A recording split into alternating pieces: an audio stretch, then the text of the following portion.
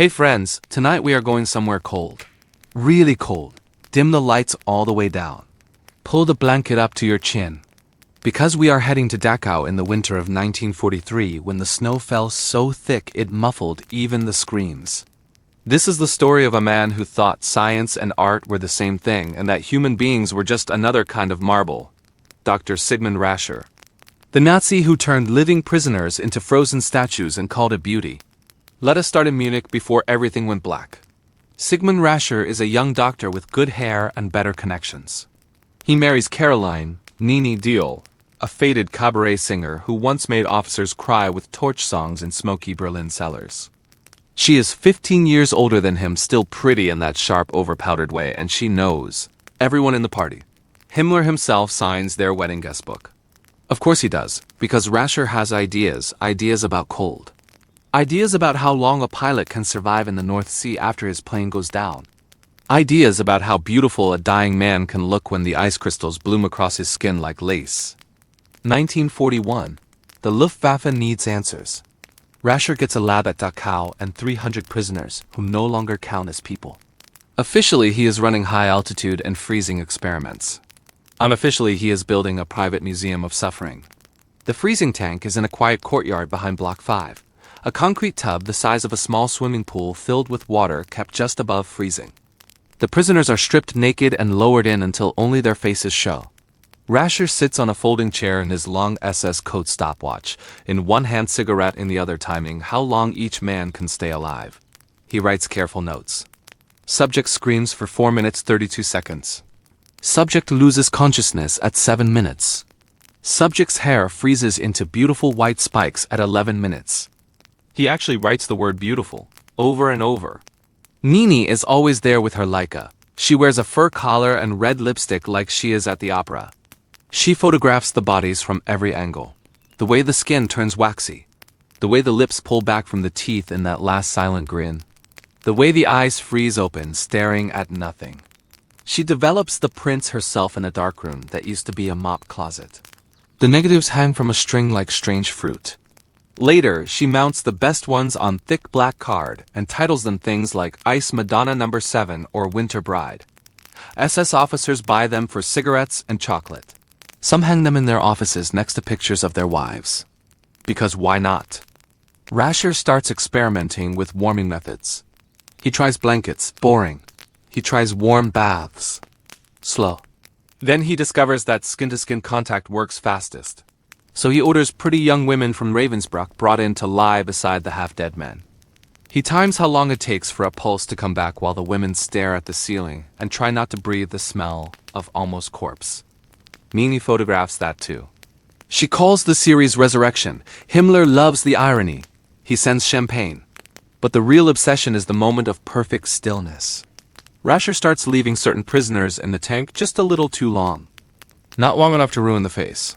Just long enough for the body to freeze solid in whatever position agony left it. One man dies with his arms flung wide like he is hugging the sky. Another curls into a ball knees to chest like a sleeping child. Rascher drains the tank and has the blocks of ice carried inside on stretchers. He keeps them in a locked room with the temperature turned down as low as the generator allows. At night he sits among his statues with a single spotlight and sketches them in charcoal. The drawings are actually good, delicate lines, soft shading. You would almost think they were dancers if you did not know. There is a Polish prisoner named Jakob, who used to teach sculpture in Krakow before the world ended. He is small and quiet, and somehow survives every selection. Rascher keeps him alive because Jakob has clever fingers. He makes Jakob carve little heads from frozen bread crusts, soaked in water and dried rock hard. Rascher wants miniature death masks, something he can hold in one hand. Something he can line up on his desk like paperweights. Jakob carves 37 of them, each one no bigger than a matchbox. The cheekbones sharp, the eyes hollow. The mouths open just enough to show the last scream. He signs every single one with a tiny scratched J in the back of the neck where Rascher will never notice. 1944. The war is turning sour. Himmler starts getting nervous about receipts. Rascher has been stealing babies too, claiming he needs them for aviation medicine. Nini has been passing off other people as children, as their own to impress the Führer with good Aryan fertility. The paperwork does not match. Suddenly, excessive cruelty is a problem when it embarrasses the Reich. In April 1945, just days before the Americans arrive, the SS arrests Rascher and Nini and locks them in the same bunker where they once kept their favorite subjects. He is shot in the neck on April 26th. She disappears into another camp and is never seen again. His last words, according to the guard who pulled the trigger, are "I only painted with blood." When the U.S. Army rolls in on April 29th, they find the ice statues melted into pink puddles. The photographs are gone, burned, or hidden in someone's attic forever. But in Rascher's desk drawer, wrapped in oil-stained cloth, are 37 tiny bread skeletons, each one perfect. Each one signed J. The soldiers do not know what to do with them, so they put them in a cigarette carton and hand them to the first rabbi they find. Today they sit in Yad Vashem in a small glass case under soft light. The label is simple: Dachau 1943 to 1945, artist unknown. The faces are still screaming, but so quietly now that you have to lean all the way in to hear it. And if you look very closely at the back of each tiny neck, you can still see the letter J scratched with a fingernail that somehow never broke. Good night, friends. Keep the blankets close. Some cold never really thaws. Let us drift back a little to the winter nights when the frost painted the barbed wire white and the breath of the guards hum in the air like small ghosts. Dachau was never quiet, not really, but after lights out the sounds changed. The dogs stopped barking, the searchlights swept slower. The only noise was the low hum of the refrigeration unit behind Block 5. The one Rascher had stolen from a Munich butcher shop and rewired to run day and night.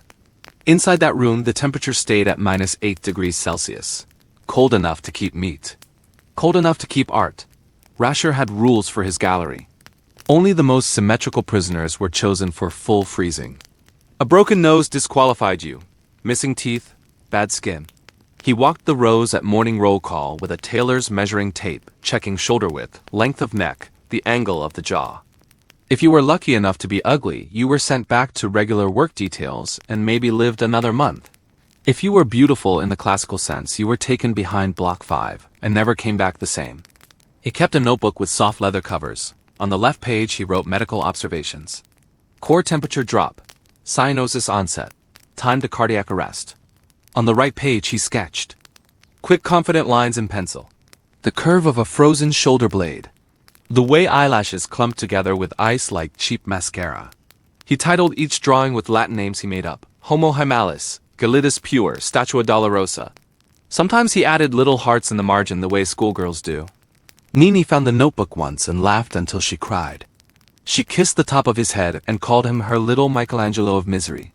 The seawater experiments were louder. Those happened in a different shed with yellowing walls and a drain in the floor that never quite worked.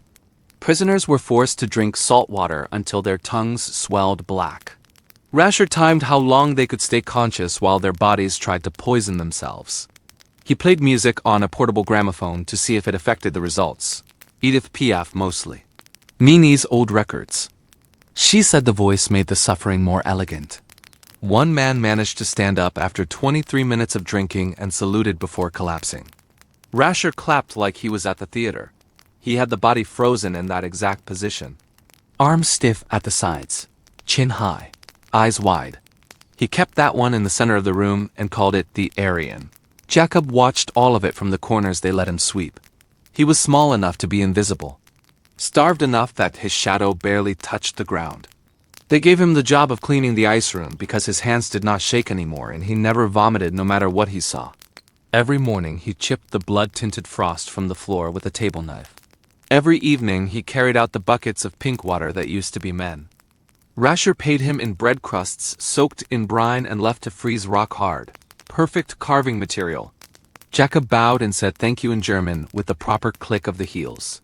At night in the sculpture barracks, he sat under his thin blanket with a sewing needle stolen from the tailor shop and carved faces he was not allowed to forget. He started with his brother. David had been taken first because he was taller and looked more like the statues in the Krakow Academy. Jacob carved David's cheekbones sharp enough to cut your thumb if you were not careful. Then his wife Miriam with the small mole above her lip. Then the neighbors. The rabbi. The little girl who sold matches outside the synagogue. 37 in all. One for every year he had been alive when the world ended. He hollowed out the soft inside of each crust so they weighed almost nothing. When you held one up to a candle, the light shone through the eye sockets like they were still looking for morning. Rascher noticed the carvings one day when Jacob's sleeve rode up and revealed a bulge in his pocket. He made Jacob empty his pockets right there in the ice room. The tiny skeletons spilled across the frozen floor like dice. Rascher picked one up, Miriam, and turned it over in his gloved fingers. For a long time he said nothing. Then he smiled the slow smile of a man who has just found a new toy. From that day forward, Jacob received double bread rations and was allowed to keep a blunt nail as a tool. In exchange, he carved whatever Rascher wanted. A perfect miniature of Himmler in profile. A tiny Nini singing into an ice microphone.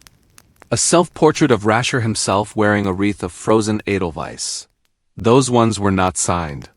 Those ones Rascher kept in a velvet box on his desk next to the pistol he never had to use. The twins were the worst. Rascher loved twins. He requested them specially from Berlin, like ordering wine. Identical boys from Poland. 15 years old. Thin wrists. Matching curls. He froze them together in the same tank, arms around each other so when the water hardened, they looked like lovers embracing. Nini photographed them from above. The picture won a discreet prize at an SS exhibition in Salzburg under the title Eternal Brotherhood. The boys thawed unevenly. One heart started again. The other never did. They sawed the dead one off his brother with a bone saw, while the living one screamed until his voice gave out.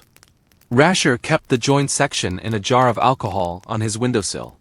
The label read, Fraternal Devotion -14 February 1944. Valentine's Day. Of course it was. Winter kept coming. The snow kept falling. The generator coughed and sputtered but never quite died. The room of statues grew crowded. Some had to be moved to the corridor where the warmth from the stove melted their feet into shapeless lumps. Rascher did not mind. He said imperfection was honest. He started signing his name on the ice with a heated scalpel. As Rascher, INV. 1943. Like he was Michelangelo and the ceiling was made of screams. Jacob kept carving. He carved faster now because the bread was harder and his fingers were going numb even when they were not in the ice room. He carved his mother last. She had the kindest eyes in the world and he could not get them right. He tried 4 times and broke 3 of them against the wall when no one was looking. The 4th one worked. The eyes looked straight at you no matter where you stood. He kissed the tiny forehead and slipped it into the lining of his jacket right over his heart where the guards would never search. Somewhere far away the Allies were getting closer. You could hear it in the way the guards whispered. In the way the searchlights swept faster at night. In the way Rascher started burning papers in the stove and drinking schnapps before noon. But the ice room stayed cold. The statues stayed perfect. And the small bread skeletons kept growing in number until there were 37 plus 1, the unsigned mother, hidden where no one would ever look. The winter of 44 was the coldest anyone could remember. The thermometer outside the camp commandant's office cracked at -29 and never got fixed. The prisoners stopped feeling their feet weeks ago. The guards wrapped newspapers under their coats and still shivered. Only Rascher's ice room stayed exactly the temperature he wanted, because the generator was guarded by 2 men with machine pistols and orders to shoot anyone who touched the fuel cans. Rascher had stopped pretending the experiments were for the Luftwaffe. The reports to Berlin grew shorter. The numbers fudged, the photographs more artistic. He posed the frozen bodies now. One man with arms outstretched like Christ on an invisible cross. Another seated on a stool, head bowed, wrists crossed in his lap like a tired pianist. Nini brought silk scarves from her old cabaret costumes and draped them around the necks so the cyanotic skin looked almost fashionable.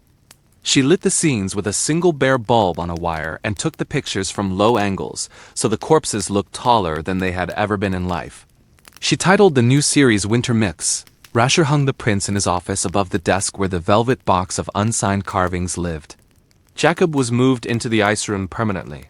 They gave him a cot in the corner and a tin cup for water that froze solid every night. His job was to keep the statues clean. He chipped hoarfrost from eyelashes with a paintbrush made from his own hair. He polished the waxy skin with a rag dipped in alcohol until it gleamed like marble. When a nose or an ear broke off from the cold, he glued it back with carpenter's glue warmed over a candle. Rascher watched him work and sometimes hummed old cabaret tunes under his breath. Nini's songs. He knew all the words. At night, when the guards were drunk on frozen potatoes and the generator coughed itself to sleep for a few hours, Jacob carved. He worked by the thin light that came through the frosted window. The bread was so hard now it rang like wood when he tapped it. He carved the people he had lost in order. The baker from Casimir's who gave children yesterday's rolls for free. The violinist who played at weddings and funerals with the same sweet face. The midwife who delivered half of Krakow and never accepted payment from the poor. Each face took longer, because his fingers were turning black at the tips. He wrapped them in rags stolen from the autopsy table and kept going. He had 37 signed skeletons hidden in a crack behind the refrigeration unit. The 38th, his mother, stayed sewn inside his jacket. He talked to her when the pain got too loud. Whispered in Polish so the statues would not understand. Rascher started losing weight. The schnapps stopped helping. He paced the ice room at night in his stocking feet, talking to the statues like they were old friends. He told the seated pianist about his childhood in Munich. He told the crucified man about the first time he dissected a cadaver and felt God touch his hands. He cried once, quietly, in front of the twin who had been sawed apart. Jacob pretended to sleep and listened to the doctor sob into his gloves that smelled of formaldehyde and expensive soap. In February, the camp ran out of coal. The crematorium slowed to one body every 2 days. The living envied the dead because at least they were warm for a little while. Rascher received a letter from Berlin with Himmler's personal seal. The paper shook in his hands when he read it. He burned it immediately, but the words were already frozen in his eyes. Investigation. Fraud. Unauthorized removal of Reich property, meaning the babies. He started packing that same night. Nini helped him choose which photographs to take and which to burn. They argued in whispers about the statues. She wanted to smash them. He wanted to take the best 3. In the end, they did neither. There was no transport left. The trains were all going east, full of people who would never come back. Jacob watched them argue from his cot. He had finished the 39th skeleton the night before. It was Rascher himself. He carved the doctor with his head tilted back, mouth open, eyes rolled up, exactly the way he looked when he was timing a scream. He signed it with the tiny J and then, for the first time, added another letter underneath, an N for Nini, a wedding present, he thought. Something to remember him by. On April 26th, the SS came for Rascher. 3 men in long coats. No ceremony. They dragged him out of the ice room still wearing his white coat. Nini screamed and tried to follow. One of the men hit her across the face with a pistol butt. She fell against the seated pianist statue and left a red smear on its perfect cheek. Rascher looked back once. His eyes found Jacob in the shadows. For a moment, the doctor looked like he wanted to say something. Then the door slammed and the lock clicked, and the cold rushed in to fill the space where the man had been. Nini disappeared the same day. Some say she was sent to Ravensbrück. Some say she walked into the forest with a bottle of sleeping pills and a fur coat. The ice room was left unlocked. The generator ran out of fuel 2 nights later. The statues began to weep. Slow pink tears that pooled on the floor and froze again into the shape of small roses. Jacob waited until the guards were too busy stealing blankets to notice one more skeleton among the thousands. He wrapped the 40 bread skeletons in the silk scarf Nini had left behind, midnight blue with silver stars, and crawled through the drainage pipe that led under the wire. The scarf smelled of her perfume and blood. He kept it pressed over his mouth so the cold would not kill him before the forest did. He made it to the river. The ice was thick enough to walk on. He walked until the camp searchlights were only a memory. Then he sat under a pine tree and unwrapped his small dead army. The moonlight made them glow like they were made of bone china. He arranged them in a perfect circle around him, 40 faces looking up at the same sky that had watched them die. He spoke to them one by one, told them they were going home, told them the war was almost over, told them he was sorry he could not make them any bigger. Then he lay down in the snow with his mother over his heart and waited for morning or death, whichever came first. Morning came. American tanks came with it. A soldier with kind eyes and a Brooklyn accent found him half frozen but breathing. The silk scarf had frozen stiff around the little skeletons like a jewel box. The soldier carried him to a field hospital and refused to let the medics throw the strange bread dolls away. He kept them in his helmet liner all the way to Palestine after the war. When he died in 1989, his daughter brought them to Yad Vashem herself. She said her father made her promise the screaming would never be forgotten. They have been there ever since. 40 matchbox-sized skeletons made of frozen bread and hate and love. The 40th one, the one of Rascher, is displayed face down so children do not have to see what a man looks like when even his own side decides he went too far. The scarf is gone. The perfume is gone. The cold is gone. Only the small, quiet screams remain, soft enough to hear only if you stand very still and listen with your whole chest. The morning the Americans arrived, the sky was the color of dirty tin. The first jeep rolled through the Juez gate at 11:17. The driver braked so hard the tires screamed. In the back seat, a war correspondent named Margaret Burke White already had her camera up. She took one photograph, just one, of the ice room door hanging open and the pink puddles catching the weak sun like spilled rose. That picture never ran in Life magazine. The editors said it was too beautiful for what it actually showed. It lives in a folder marked Restricted in the U.S. National Archives, and every few years a graduate student finds it and has to go sit in the bathroom for a while. Inside the camp the living walked like they had forgotten how legs worked. A lieutenant from the 42nd Rainbow Division found Jacob sitting against the wall of Block 5, wrapped in the midnight blue scarf. His lips were black. His eyelashes were white with frost. The 40 bread skeletons were lined up on his lap like birds waiting for a crumb that would never come. The lieutenant thought they were toys until he picked one up and saw the tiny perfect teeth carved inside the screaming mouth. He wrapped them in a blood-stained bandage from his kit and carried them in his breast pocket for the rest of the war. He said later it felt like carrying 40 small hearts that refused to die. Rascher's office was untouched. The Americans thought the SS would have burned everything. They had not. Maybe there was no time. Maybe they thought no one would believe it anyway. The velvet box sat on the desk exactly where he left it. Inside were the unsigned carvings he had commissioned, Himmler, Nini, himself wearing Edelweiss. They were beautiful in the way poison rings are beautiful. A sergeant with shaking hands put them in an ammunition crate marked Evidence and wrote, Misc.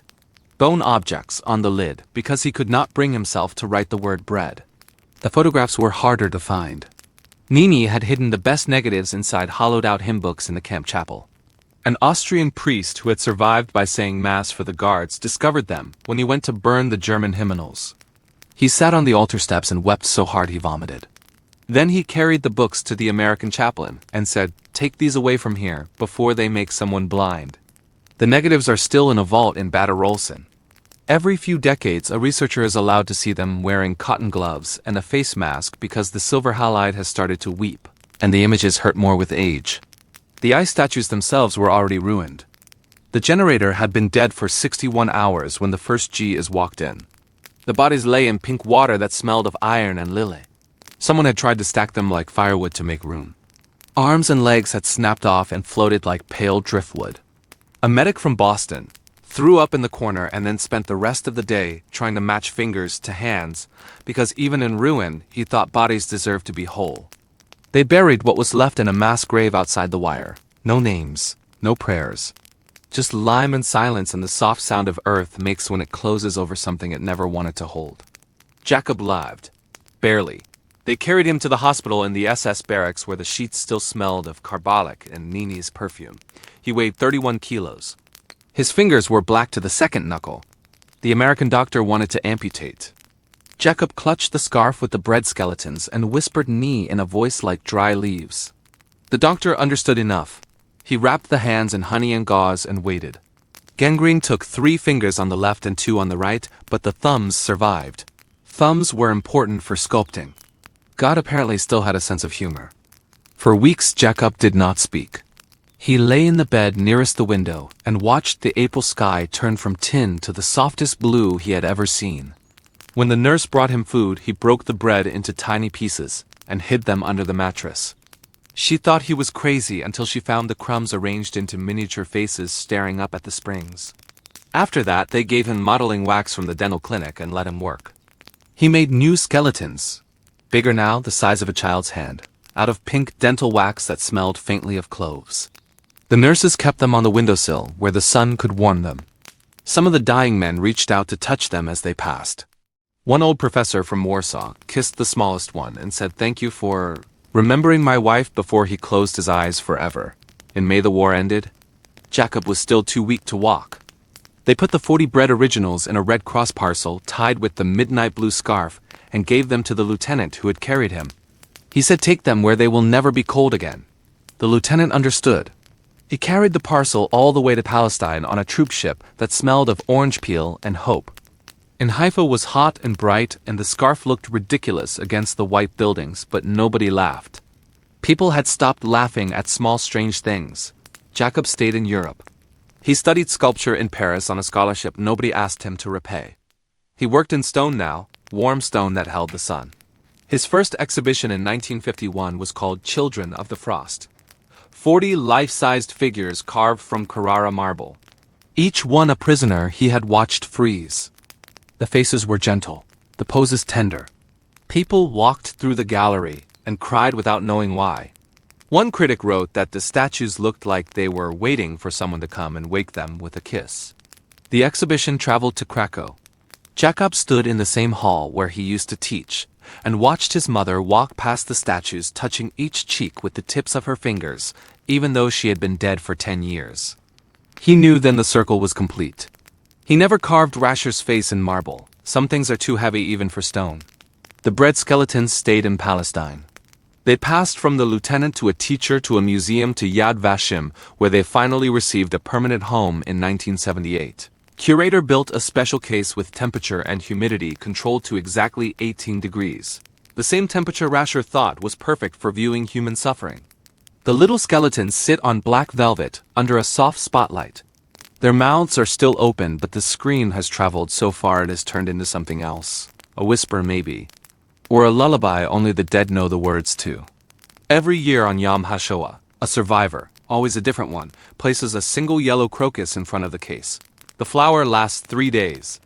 Then it droops and is replaced. The bread never crumbles. The eyes never close. The tiny J on the back of each neck is still sharp enough to draw blood if you press too hard. And somewhere in the ventilation system of the museum, the air moves gently across 40 small faces that learned how to stay warm by remembering what cold felt like. The years after the war were soft and strange, like walking on a floor that still remembers the shape of boots. Jacob lived in a tiny studio on the Rue des Saints-Pères in Paris. The windows looked over a courtyard where chestnut trees dropped pale green flowers every May. He kept the heat low because cold still felt safer. And he carved all day with the radio tuned to whatever station played the slowest music. The neighbors thought he was a monk or a madman. Children called him Monsieur Fantôme because he only came out after dark to buy bread and milk. He never corrected them. Ghosts have fewer questions. He carved mothers holding children who weighed nothing. He carved old men with numbers on their arms that turned into wings. He carved lovers frozen mid-kiss so perfectly that people leaned in expecting to feel breath. The stone was always warm to the touch because he rubbed it with his ruined hands for hours until the marble learned how to forgive. Galleries begged for shows. He sent the statues but never went himself. Crowds made his chest hurt the way the ice room used to. In 1953, a letter came from Israel. Thin blue paper that smelled of oranges and hot iron. The lieutenant's daughter wrote that the bread skeletons were safe, that they had been moved to a new building with bulletproof glass and a guard who saluted them every morning. She enclosed a photograph. 40 small faces in 2 neat rows under gentle light. The midnight blue scarf was folded beneath them like a tired sea. Jacob sat at his table and looked at the picture for a long time. Then he took the one thing he had kept from the camp, the blunt nail he used as a chisel, and melted it down in a tin cup over a spirit lamp. He poured the metal into a mold he had carved years earlier, a tiny open hand. When it cooled, he strung it on a leather cord and mailed it to Jerusalem with no note. The curator understood. The hand now hangs behind the case where only the skeletons can see it. An offering. Or an apology. Maybe both. Jacob never married. Women came and went like polite visitors who sensed the rooms were already full. He kept one chair empty at the table and set an extra cup for coffee that always went cold. Sometimes in the middle of the night, he woke to the sound of a woman singing in German with a smoky cabaret voice. He would sit up in bed heart racing until he remembered. It was only the wind moving through the open window, carrying a melody from some late-night cafe down the street. He never closed the window again. In 1961, the Eichmann trial happened. The whole world watched a man in a glass box explain paperclips and train schedules. Jacob watched too on a neighbor's tiny television. When they showed footage of Dachau, he recognized the courtyard behind Block 5. The angle was wrong, but he could still see the place where the ice tank had been. He turned the sound off and went to the studio and carved for 72 hours without sleeping. The piece he made was a single figure with no face, arms wrapped around its own torso so tightly the stone looked bruised. He called it Witness. The Pompidou wanted to buy it. He refused. Instead, he had it delivered to the courthouse in Jerusalem and left on the steps with a note that said simply, "For the ones who cannot embrace themselves." Security found it at dawn. They thought it was a bomb until someone recognized the artist's name. It stands in the garden of Yad Vashem now. People sit on the bench opposite and eat their sandwiches and never notice the figure is slowly sinking into the soft Israeli ground because grief is heavy even when it is carved from Carrara marble. Jacob's hands got worse. The missing fingers ached in cold weather that Paris rarely provided. He switched to clay because it forgave mistakes. He made small things now. Things you could hold in one palm. Children with matchstick legs. Old women carrying invisible bundles. Each one no bigger than the bread skeletons he had not seen in 15 years. He fired them in a tiny kiln on the roof and glazed them the color of wheat tea so they looked like they had been left out in the rain too long. He gave them away to anyone who knocked. Students, delivery boys, street cleaners. A blind beggar who sat outside the church got one every Thursday and felt the shape with fingers that understood better than eyes ever could. In 1978, another letter came, this time official. Yad Vashem was opening the new Hall of Remembrance and wanted to display the bread skeletons permanently. They asked if Jacob would come for the ceremony. He stared at the invitation for a week. Then he bought a train ticket to Marseille and a boat ticket to Haifa and a black suit that hung on him like a question mark. He packed one small suitcase and the clay self-portrait he had never shown anyone. A man with no fingers holding 40 tiny screaming faces against his chest. The flight was the first time he had been above clouds since the war. He pressed his forehead to the window and watched Europe fall away like an old skin. When the plane crossed the Alps, he started to shake so badly the stewardess brought him brandy he could not drink. He landed in Lod on a morning that smelled of kerosene and jasmine and someone else's future. At Yad Vashem, they treated him like fragile glass. The curator, a woman with kind eyes and a number on her arm, took him to the case before the public arrived. The bread skeletons waited exactly as he remembered them. Smaller maybe. The midnight blue scarf had faded to the color of dusk. The tiny hand he had sent hung behind them, catching the light like it was still warm from the mold. Jacob stood there for a long time. Then he did something no one expected. He opened the case, the alarm was off for cleaning, and gently, so gently, placed the new clay self-portrait in the empty space at the front. 41 pieces now, a complete set. He stepped back and looked at his whole life arranged on black velvet, no bigger than a chessboard. Then he closed the case and told the curator the alarm could stay off forever. These do not need protecting from people, he said. People need protecting from forgetting. That night he walked in the pine forest around the museum and smoked a cigarette. He did not want just to watch the smoke curl like incense. An old survivor recognized him and offered a sip from a flask of Slivovitz. They sat on a bench without speaking until the moon came up white and cold and perfect. Somewhere an owl called. Somewhere else a nightingale answered. Jacob thought about ice and bread, and how both can hold a scream if you know how to listen. He flew back to Paris the next day and never left again. The black suit went to charity. The suitcase stayed half unpacked. He kept carving until the clay ran out, and then he carved memories directly into the air with his ruined hands until one morning in March 1989. The neighbor found him sitting at the table with his head on his arms and a smile so small you had to know where to look. They buried him in Montparnasse under a simple stone that says only, Jacob, sculptor minus 1906 to 1989. No mention of camps or bread or 40 screams that outlived him. Just his name and the thing he did with the years they let him keep. The tiny clay self-portrait stayed in the case at Yad Vashem. It is number 41, the only one made after the war. The only one with arms long enough to hold all the others against a chest that finally learned how to be warm. After Jacob died, the studio on Rue des Saints-Pères stayed exactly as he left it. The landlord, an old woman who had brought him soup every Friday for 30 years, locked the door and paid the rent herself until the city finally noticed. When they came to empty the place in 1991, they found hundreds of small clay figures wrapped in newspaper from 1973, children with frost on their eyelashes. Old women carrying the weight of invisible suitcases. Lovers whose mouths were open but no sound came out because Jacob had learned that silence can be louder than screaming. The neighbors stood in the courtyard and watched the removal men carry box after box down the narrow stairs. Someone started crying. Then everyone was crying, not loud. Just the soft, polite crying of Parisians who do not want to make a scene. A young art student recognized the pieces from books and begged to buy one. The removal men said everything was going to the Jewish museum. The student followed the van anyway on her bicycle, all the way across the river like a small, determined dog. Most of the clays went into storage in the basement of the Musée d'Art et d'Histoire du Judaism.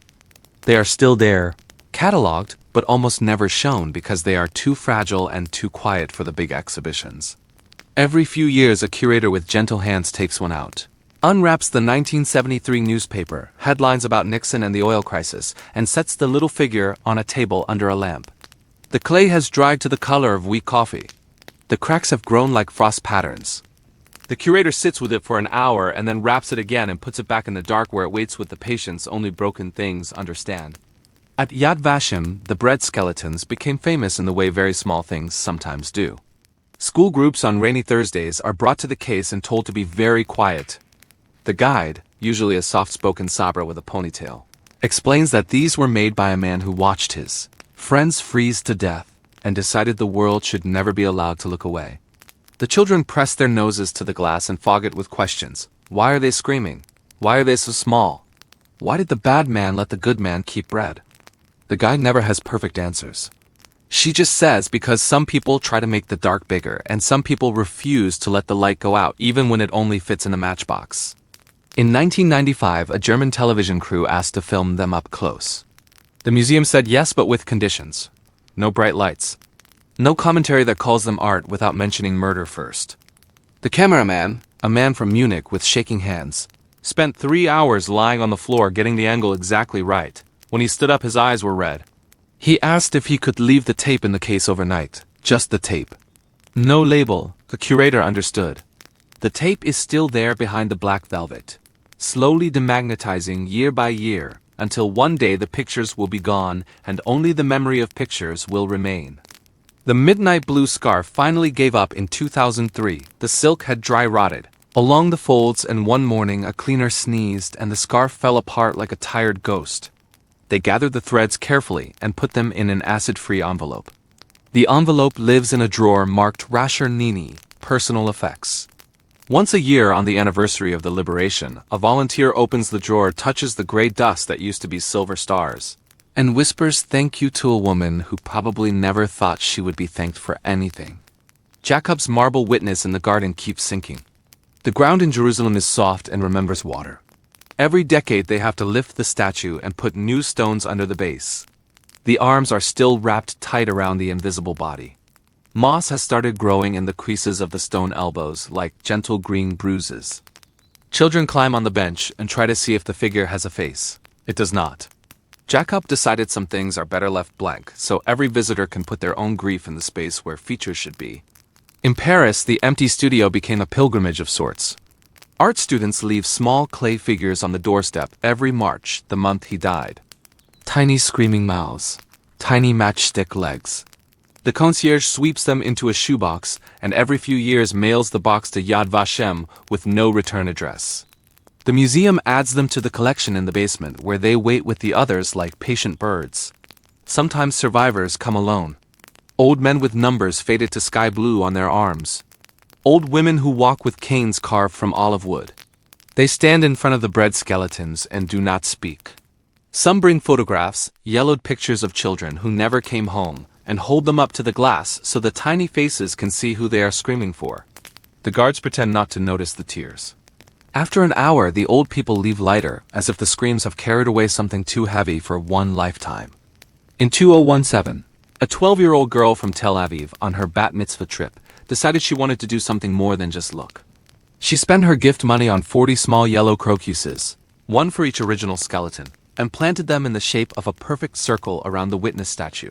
The gardeners let her. The flowers come up every spring now, bright and brave and temporary. When they die, the bulbs wait underground all summer like they are holding their breath. Then March comes and they push up again exactly on time. The circle is never perfect anymore. Some bulbs get eaten by porcupines, some rot in wet winters. But it is always there. 40 small, stubborn suns saying we are still here, and in the case the bread has started to crumble. Just a little, a cheekbone here. An eyelash there. The conservators do what they can, but time is patient and bread was never meant to outlast empires. They photograph every flake before it falls and store the images on servers that will probably die before the century does. One day, the last tiny J will smooth away and the screaming will finally stop, because there will be nothing left to scream with. Until then, the case stays lit 24 hours a day. The guard still salutes every morning, even though he is 70 and retires next year. The crocuses still come up. The marble statue still sinks. The midnight blue dust still waits in its envelope. And somewhere in the soft Jerusalem night, 40 small faces made of frozen bread and memory keep watch so the rest of us can sleep without dreaming of ice. The cold is almost gone now. Almost. The crumbling started slowly, the way old people lose their hearing one conversation at a time. In 2021, a conservator noticed that the smallest skeleton, number 12, the one with the broken tooth, had lost the tip of its left ear. The flake was no bigger than a grain of salt. She found it on the black velvet, like a dark snowflake. She photographed it from 6 angles, sealed it in a gelatin capsule, and wrote a report that used the words irreversible entropy more times than anyone wanted to read. The museum director read it anyway, closed the door to his office, and sat with his head in his hands for 20 minutes. Then he authorized the nitrogen case. From now on, the bread skeletons would breathe only inert gas, the same gentle nothing that protects the Declaration of Independence. The temperature dropped to 4 degrees. The humidity to almost 0. The lights to the softest glow that still lets human eyes see. Visitors noticed the change. The case used to feel warm, almost alive. Now it feels like a refrigerator you are not allowed to open. Children press their hands to the glass and leave foggy prints that fade slower than before. Some cry without knowing why. The guides shorten the talk. They say the little statues are sleeping now, and we must not wake them. The children nod solemnly and file out quieter than they arrived. In Paris, the shoeboxes of student offerings keep coming. The concierge retired and her daughter took over. She is 29 and has a nose ring and no patience for sentimentality, but she still mails the boxes to Jerusalem every spring because her mother made her promise. The post office in Montparnasse knows the address by heart. They wrap the parcels in brown paper and tie them with string the old way because tape feels wrong for things that scream. One box in 2023 contains something different. A single figure made of white stoneware, twice the size of the others, with arms outstretched and palms open. No mouth. No eyes. Just the gesture of offering. Tucked in the newspaper was a note in careful Hebrew, for when the bread is finally gone. The curator cried when she read it. She photographed the figure, logged it as accession number 2023 to 417, and placed it in the storage drawer with the midnight blue dust and the gelatin capsule that holds the lost ear. It waits there like an understudy who already knows every line. At night the museum is quieter than most people can stand. The night guard, a Druze man named Sami who studied art history before the army, walks the halls with a thermos of sweet tea and speaks to the exhibits in Arabic. He tells the bread skeletons about his grandmother who survived 1948 with nothing but a key and a recipe for bread. He tells the witness statue in the garden that the porcupines ate half the crocuses again, but new ones are coming. He tells the empty spaces where things have crumbled that it is all right to rest now. Sometimes he sings very softly, an old love song from Lebanon that has no business being in a museum but fits anyway. In 2025, the nitrogen system glitches for 47 minutes. A sensor fails, the temperature climbs to 9 degrees, and 3 more flakes fall, a cheekbone, part of a tiny collarbone, the J on the back of number 29. The conservators do not panic. They have been waiting for this. They vacuum the velvet with a miniature hose no wider than a drinking straw. The flakes go into 3 more gelatin capsules lined up like pills nobody wants to swallow. The museum issues a press release that says everything is under control and thanks the public for continued support. Nobody believes them. But the donations double anyway because people understand that some things are worth paying to watch die slowly. A documentary crew from Sweden asks to film the deterioration in real time. They want time-lapse cameras inside the case for 10 years. The ethics committee meets for 6 months and says no. The director secretly wishes they had said yes because watching something disappear frame by frame is the most honest kind of memory left. Meanwhile, the crocuses keep coming up. The circle is ragged now, more oval than circle, but the gardeners have stopped trying to fix it. They say the imperfection is part of the story. Visitors leave small stones on the bench the way people do at cemeteries. The stones are smooth from many pockets. Some have names painted on them in fading marker. Some are just gray. The pile grows taller than the bench itself. Groundskeepers move them into a neat cairn every spring and the visitors start again. Nobody tells them to stop. In Paris, a new tenant finally moves into Jacob's old studio. A young Syrian sculptor who fled Aleppo with nothing but a backpack and a USB drive full of photographs of statues the bombs had already eaten. The landlord warns her the place is haunted. She laughs and says all studios are haunted, hers just have better manners. On her first night, she finds a tiny clay child with matchstick legs wedged behind the radiator. It is one of Jacob's. She puts it on the windowsill where the chestnut flowers still fall every May. In the morning, the figure has a friend. A small stoneware hand open, waiting. She does not know where it came from. She leaves it there anyway. The circle closes the way circles do, slowly, painfully, beautifully. The bread keeps giving back what little it has left. One flake at a time, one memory at a time. Until one day the case will hold only black velvet and 41 empty spaces and a white stoneware. Figure with arms wide enough to hold whatever is left of screaming. But not yet, not tonight. Tonight the nitrogen hums. The guard sings. The crocuses sleep underground dreaming of yellow. And somewhere in the soft dark 40 small faces made of almost nothing keep watch with perfect patience. The cold has learned how to wait. The year the last visible scream disappears is 2031. It happens on a Tuesday in early April, the way small catastrophes always do.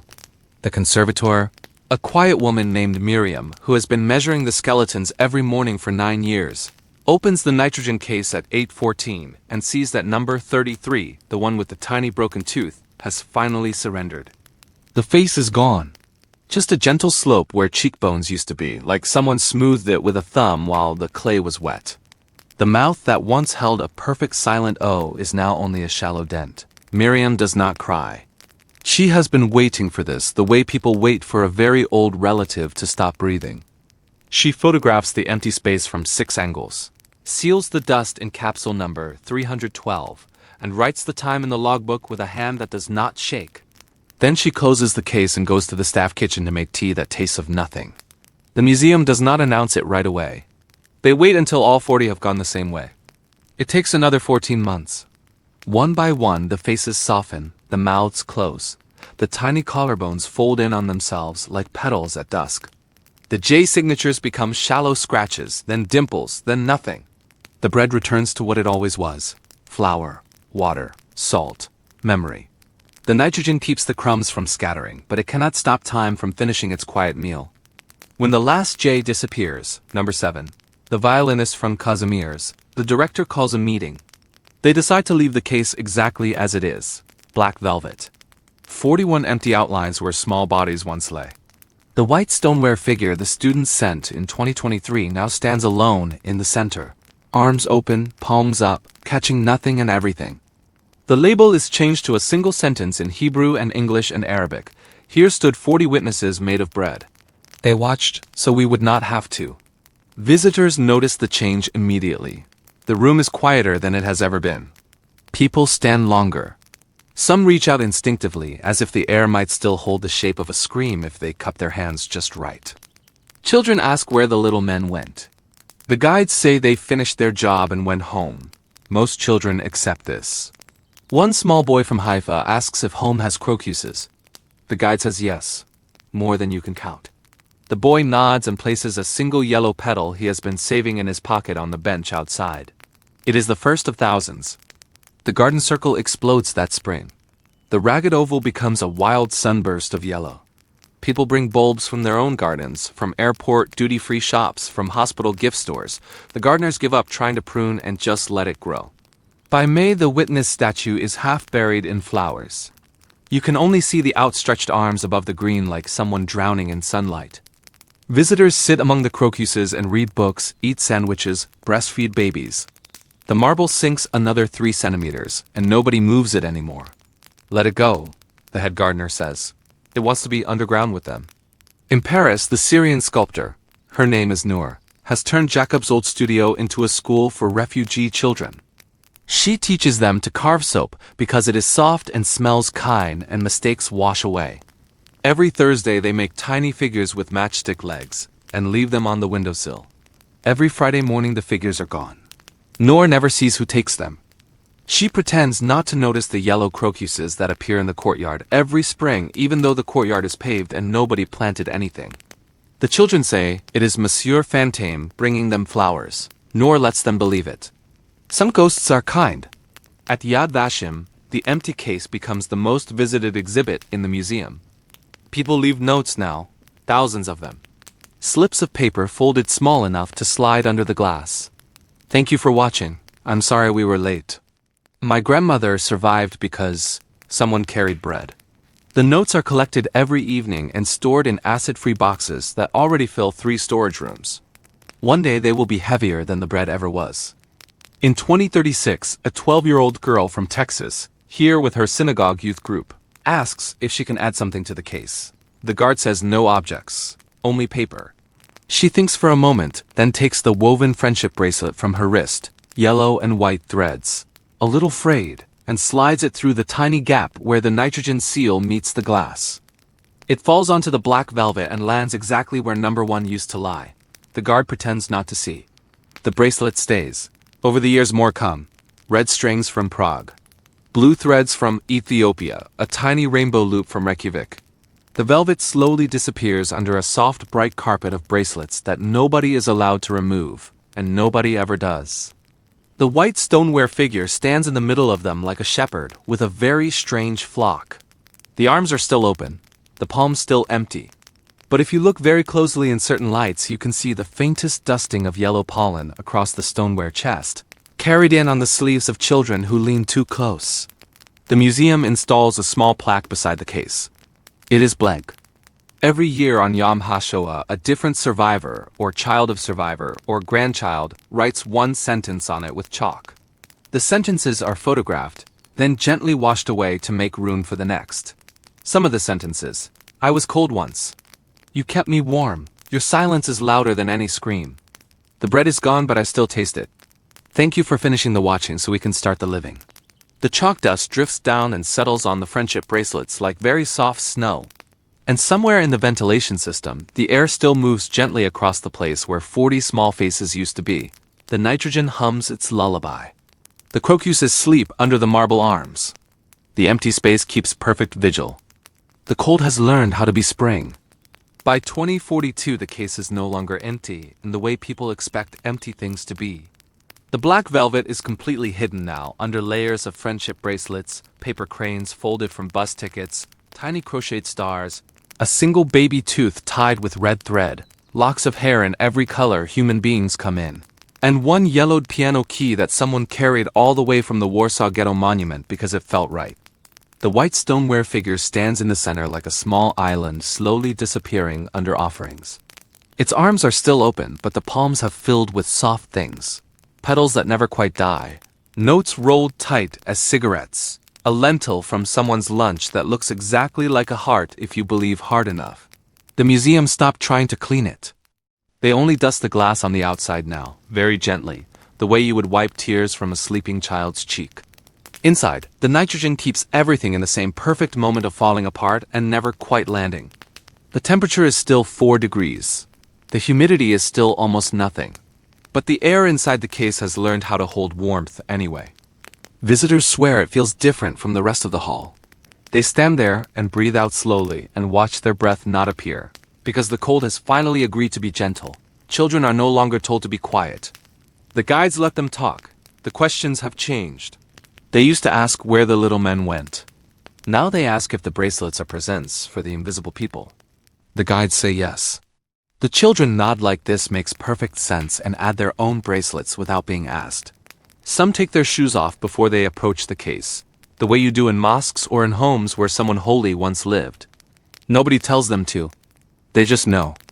The witness statue outside has sunk so far into the crocus bed that only the head and shoulders show above the flowers. The arms disappeared years ago. People say it looks like the marble figure is swimming in yellow light. Every spring the flowers grow higher, as if they are trying to finish the embrace the stone began. The gardeners bring a small ladder now so visitors can look down and see the face that was never carved. It is smooth and calm and waiting exactly the way Jacob wanted. Someone has started leaving tiny boats made of walnut shells and paper sails on the sea of yellow. They float there until the wind tips them over, and then new ones appear the next day. The boats never sink completely. The flowers hold them up. In Paris, Noor's school has grown. There are 20 children now from 8 countries and 4 wars. They speak Arabic and Ukrainian and Tigrinya and French all at once, like birds practicing different songs in the same tree. Every March they make a pilgrimage to Montparnasse Cemetery with soap figures wrapped in tissue. They leave them at Jacob's grave in a careful circle. The soap melts in the rain and feeds the grass. The grass grows thick and sweet. The groundskeeper mows around the circle because he says the children are doing something important, even if he does not understand what. By summer, the circle is invisible, but the grass there is always the greenest patch in the whole cemetery. Back in Jerusalem, the blank plaque beside the case has become a book. The chalk sentences are photographed every year and printed in a small volume that sits on a shelf in the museum shop. People buy it and leave new sentences before they leave. The book is in its 43rd edition and still growing. Some sentences are famous now. I brought my daughter so she would know softness can outlive cruelty. The silence here has a heartbeat. Your crumbs taught my grandfather how to pray again. I am the great-grandchild of cold, and I am warm today because of you. The museum prints them in tiny font so more can fit. The pages are soft from many hands. In 2042, a boy from Kyiv arrives with his mother. He is 9 and missing his front teeth and carrying a sunflower seed in a matchbox. He stands in front of the case for a long time. Then he opens the matchbox and carefully places the seed on the very edge of the glass where the seal meets the frame. It is too big to slide through. He is disappointed. His mother starts to explain why it cannot stay. The guard stops her. He takes a tiny pair of tweezers from his pocket, lifts the seed, and gently places it inside the case on the stoneware palm that has been waiting since 2023. The boy's face becomes the sun. He does not speak for the rest of the visit. When they leave, he turns back once and waves with both hands as if saying goodbye to friends only he can see. That night the seed is gone. Nobody knows where. Some say the mat guard took it home to plant. Some say the stoneware hand closed for the first time in 100 years and swallowed it. Some say it simply became part of the soft, bright carpet and nobody noticed. The next spring, a single sunflower grows between the crocuses around the half-buried witness statue. It is impossibly tall. Its face follows the sun all day like it is looking for someone. The gardeners leave it. By autumn, it drops hundreds of seeds that wait under the flowers with the patience of things that know winter is only a pause. The case keeps filling. The velvet keeps disappearing. The stoneware figure keeps shrinking under gifts the way islands shrink under rising water. One day, it will be completely covered, and the only thing visible will be the faint outline of arms still open beneath everything the world has poured in to say thank you and I'm sorry, and we remember. The cold has learned how to be a garden. The bread is gone. The screaming has turned into flowers. And the watch is finally perfectly over. And then, one ordinary April morning in 2051, the case is simply full.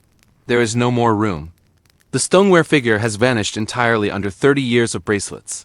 Paper boats, crocus petals, locks of hairbus. Tickets, 1 lentil heart, a yellowed piano key, and a single sunflower seed that never sprouted because it did not need to. The black velvet is only a memory now. What shows through the glass is a gentle, brightly colored hill, no larger than a dinner plate. Perfectly round, perfectly soft, perfectly impossible.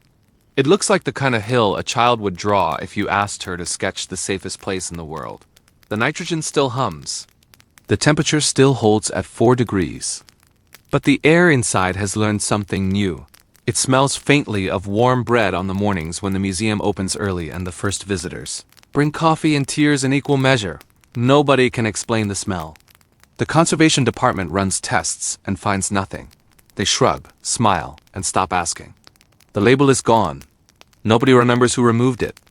In its place is a small brass plate engraved with a single line that appeared one night in chalk and was quietly made permanent because everyone understood it was true. They watched until the world was warm enough to watch itself. Visitors no longer stand. They sit on the floor the way people sit in front of campfires. Grandparents bring grandchildren and simply point. The children understand without words. They add their own bracelets, or a dandelion clock, or a drawing of a house with a sun that has hands. The pile grows by millimeters every year, but it never spills. It is the only hill in history that knows exactly where its own edges are. Outside, the witness statue has disappeared completely. The crocuses and sunflowers and wild grasses have finished what gravity began. All that remains is a low mound covered in yellow and green, and the occasional flash of a paper boat sail. People walk over it without realizing they are walking on a grave and a cradle at the same time. The gardeners planted a young olive tree on top the year the marble vanished. The tree is small and stubborn and already gives enough shade for 2 people to sit beneath on hot days. Lovers come. Old survivors come. Tour groups pause long enough for the guide to say this tree grows where memory decided to stay. In Paris, Noor is 70 now and still teaching. The studio smells of soap shavings and coffee and children's laughter. Every spring the courtyard fills with crocuses nobody planted. Every autumn the olive tree that appeared one day in a cracked pot on the windowsill drops tiny silver-green leaves onto the tables where the children work. They press the leaves between pages like secrets. When Noor dies, quietly in her sleep, with a half-carved soap bird in her hand, the children bury her under the courtyard olive and plant crocuses on the grave. The tree grows faster after that. By 2073, it is tall enough to shade the whole courtyard, and the roots have found whatever is left of Jacob's old mattress springs and decided to hold them gently. At Yad Vashem, the case is never cleaned again. The hill has reached the glass on all sides. On certain mornings, when the light is low and golden, it looks exactly like a loaf rising slow and patient and warm. People leave their coats at the door because the room is never cold anymore. The guards gave up saluting years ago. They bow instead, the small polite bow you give someone who has already forgiven you. The sunflower still grows every summer in the place where the statue used to be. It is always the tallest. It always faces the same direction, toward the children's memorial, where the candle flames never quite go out. At night the flower closes like a fist, and waits for morning the way very old people wait for morning, not because they expect anything new, but because they have learned how good it feels to open again. And somewhere inside the hill of soft things, the breadcrumbs have finally, completely, perfectly returned to dust. There is nothing left to crumble. The screaming finished its long journey and turned into bracelets and petals and piano keys and a lentil that still looks like a heart if you believe. 41 empty spaces became one full space. 41 small watchers became millions of hands adding until the dark was too crowded to stay dark. The cold is gone. The watch is over. The hill keeps rising, one gentle gift at a time, until one day it will touch the glass, and the glass will no longer be needed, and the door will open by itself, and the soft bright hill will spill out into the hallway, and keep going past the gift shop, past the olive tree, past every border ever drawn in fear, until the whole world is warm enough to lie down in and rest. On that day the museum will close for the last time, not because anyone decided, but because there will be nothing left to protect. The building will become a forest of sunflowers and olive trees and children running with paper boats. The hill will keep growing until it covers the hill where the witnesses used to stand and the courtyards where Noor taught soap to remember, and the small cracked places in every city where someone once stood very still and decided the dark would not win today. And somewhere in that gentle yellow brightness the midnight blue scarf will be whole again. The bread will be warm. The stoneware arms will finally close around whatever they were waiting to hold. And 40 small faces that learned how to stop screaming will smile with mouths that no longer need to open. Good night, friends. Close the book softly. The cold has turned into morning, and morning has decided to stay. Thank you for walking with me to the end. The hill is warm now. So should we be